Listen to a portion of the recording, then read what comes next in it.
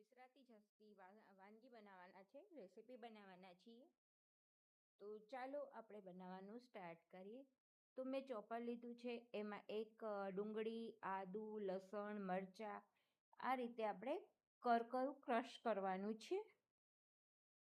તમે જોઈ શકો છો આ રીતે ક્રશ થઈ જવું જોઈએ.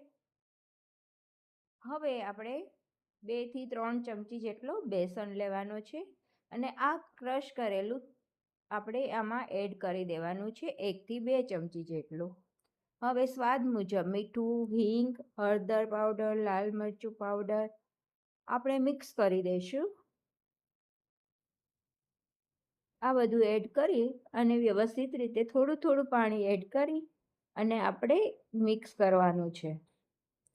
હવે આપણે કોથમીર થોડી એડ કરી દઈશું અને આ રીતે બેટર બનાવી લઈશું. વ્યવસ્થિત રીતે મિક્સ કરવાનું છે. હવે આપણે થોડું તેલ લઈશું, એમાં આ રીતે આપણે એડ કરતા જઈશું અને આ રીતે આપણે પકોડા બનાવી અને તૈયાર કરીશું. જો તમારે આ પકોડાને ફ્રાય ના કરવા હોય તો તમારે અપમ પેનમાં તમે પણ બનાવી શકો છો. આ રીતે આપણે બધા પકોડાને ફ્રાય કરી લઈશું.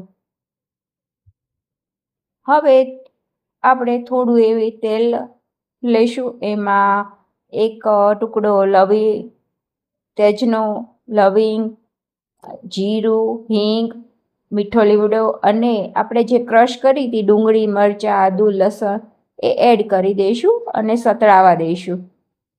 સાથે જ આપણે એક મિક્સરના જારમાં આપણે બેસન લઈશું અને દહીં લઈશું 1 ચમચી જેટલું અને થોડું પાણી એડ કરીશું. સાથે જ હળદર પાવડર એડ કરી અને મિક્સ કરી લઈશું. હવે આ બેટરને આપણે જે ડુંગળી સાતળતા હતા એમાં એડ કરી દઈશું અને આપણે થોડી વાર એને ઉકળવા દેવાનું છે. સાથે જ આપણે સરગવાની શીંગ એડ કરી દઈશું, જેથી આ કઢીનો સ્વાદ એકદમ મસ્ત આવે છે. એક વાર જરૂર ટ્રાય કરજો આ રીતે. હવે ધાણા જીરું પાવડર, મીઠું હવે આપણે એડ કરીશું સ્વાદ મુજબ અને આપણે જે પકોડા બનાવ્યા હતા એ પણ એડ કરી દઈશું. જોઈ શકો છો પકોડા કેવા સરસ એકદમ સોફ્ટ બની અને તૈયાર થયા છે અને તેલવાળા પણ નથી રહ્યા. હવે ગળપણ સ્વાદ મુજબ એડ કરી દઈશું. તો આપણી આ વિસરાતી જતી વાનગી ડબકા કઢી બની તૈયાર છે. હવે આની ઉપર આપણે એક વઘાર કરવાનો છે, તો એ માટે થોડું તેલ લઈશું, એમાં મેથી દાણા એડ કરીશું, જીરું એડ કરીશું, રાઈ એડ કરીશું અને સૂકા લાલ મરચાં એડ કરી અને ગેસની ફ્લેમ આપણે બંધ કરી દઈશું. જો તમને મારી આ રેસીપી ગમી હોય તો મારી ચેનલને લાઈક કરજો, શેર કરજો અને સબસ્ક્રાઈબ કરજો. મીઠા લીમડાના પાન એડ કરી દઈશું અને સાથે જ કાશ્મીરી લાલ મરચું એડ કરીને આ વઘારને આપણે કઢી ઉપર રેડી દઈશું.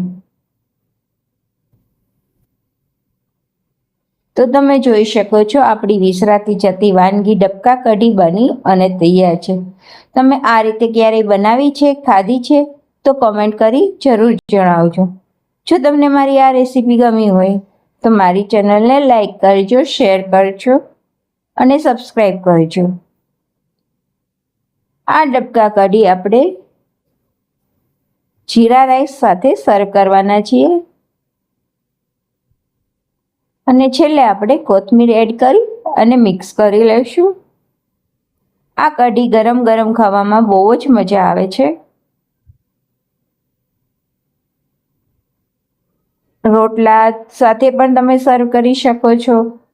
તો મેં તો રાઈસ સાથે સર્વ કરી છે. તો તૈયાર છે આપણી મસ્ત એવી ડબકા કઢી.